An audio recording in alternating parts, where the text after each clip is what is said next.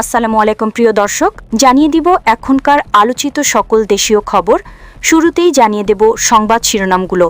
জাপাও জাতীয় গণতান্ত্রিক ফ্রন্টকে নির্বাচন থেকে বিরত রাখতে রিট, এনসিপিকে 10 আসন দেওয়ার খবর কাল্পনিক বলছেন জামাতে তাহির।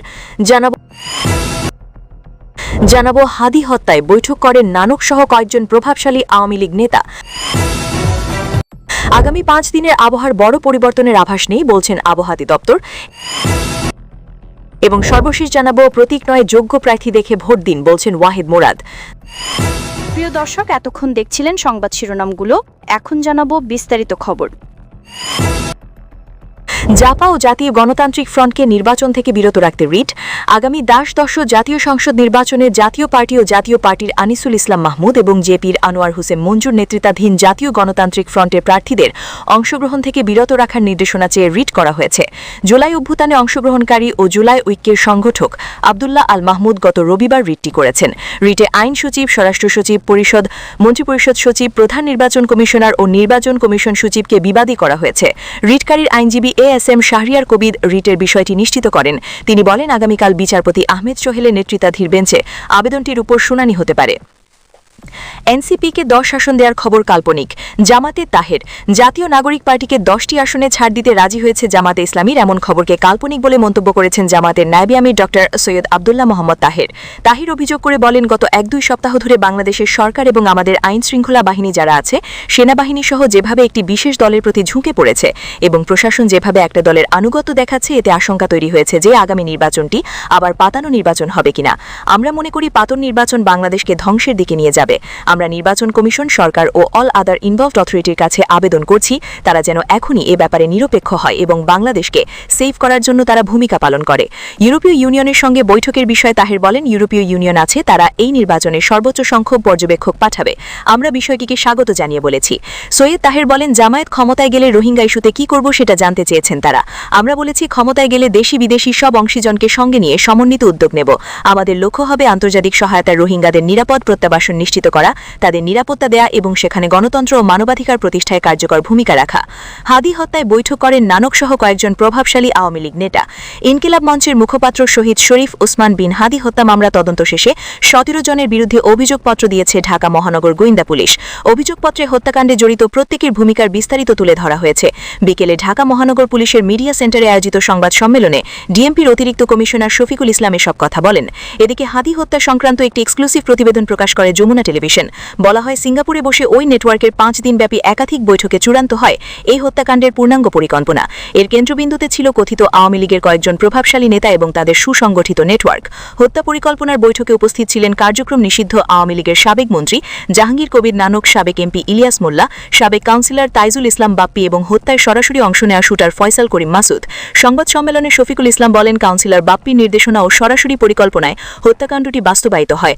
গুলিবর্ষণকারী ফয়সাল করিম মাসুদ ছাত্রলীগের সাবেক নেতা এবং তাকে সহযোগিতা করেন আদাবর থানা পুলিশের কর্মী আলমগীর হোসেন শেখ। হত্যাকাণ্ডের পরপরই তারা ভারতে পালিয়ে যান। তদন্তে আরও উঠে ফয়সালের ভগ্নিপতি মুফতি মাহমুদ ও ফয়সাল ও অন্য আসামিদের সীমান্ত পারাপারে সরাসরি সহায়তা করেন। কাউন্সিলর তাইজুল ইসলাম ওরফে বাপ্পির এই নির্দেশের কারণ প্রসঙ্গে বলা হয়েছে, শরীফ ওসমান বিন হাদি একটি নতুন ধরনের রাজনীতি শুরু করেছিলেন এবং তার বক্তৃতার মাধ্যমে সরকার, আওয়ামী লীগ বা নিষিদ্ধ ছাত্রলীগের বিরুদ্ধে সত্য সমালোচনামূলক বক্তব্য দিচ্ছিলেন। এসব সমালোচনার কারণেই আওয়ামী লীগের এই কাউন্সিলর ফয়সালকে হত্যা করতে বলেন। এই হত্যা মামলা তদন্তকালে উদ্ধার হওয়া অস্ত্রের ব্যালিস্টিক পরীক্ষার প্রতিবেদন পজিটিভ এসেছে বলেও জানিয়েছেন ডিএমপির অতিরিক্ত কমিশনার শফিকুল ইসলাম। আলোচিত সিঙ্গাপুর বৈঠক সংশ্লিষ্ট সূত্রের তথ্যে জানা গেছে, সিঙ্গাপুর বসে চূড়ান্ত করা হয় শরীফ ওসমান বিন হাদি হত্যাকাণ্ডের ছক। এ উদ্দেশ্যে ফয়সাল করিম মাসুদ গত বছরের 21 জুলাই সিঙ্গাপুরে যায়। পরের দিন 22 জুলাই সন্ধ্যায় সিঙ্গাপুর মালয়েশিয়ার সীমান্তবর্তী একটি হোটেলে আওয়ামী লীগের 4 জন প্রভাবশালী নেতার সঙ্গে তার গোপন বৈঠক অনুষ্ঠিত হয়। বৈঠকে উপস্থিত ছিলেন জাহাঙ্গীর কবির নানক, ইলিয়াস মোল্লা এবং ঢাকা মহানগর উত্তর যুবলীগের সংগঠন উপসম্পাদক ও সাবেক ওয়ার্ড কাউন্সিলর তাইজুল ইসলাম চৌধুরী ওরফে বাপ্পি সহ আরও একজন। সূত্র দাবি, 5 দিনব্যাপী ওই বৈঠকে হত্যার চূড়ান্ত রূপরেখা, অর্থের লেনদেন এবং দায়িত্ব বণ্টন নির্ধারণ করা হয়।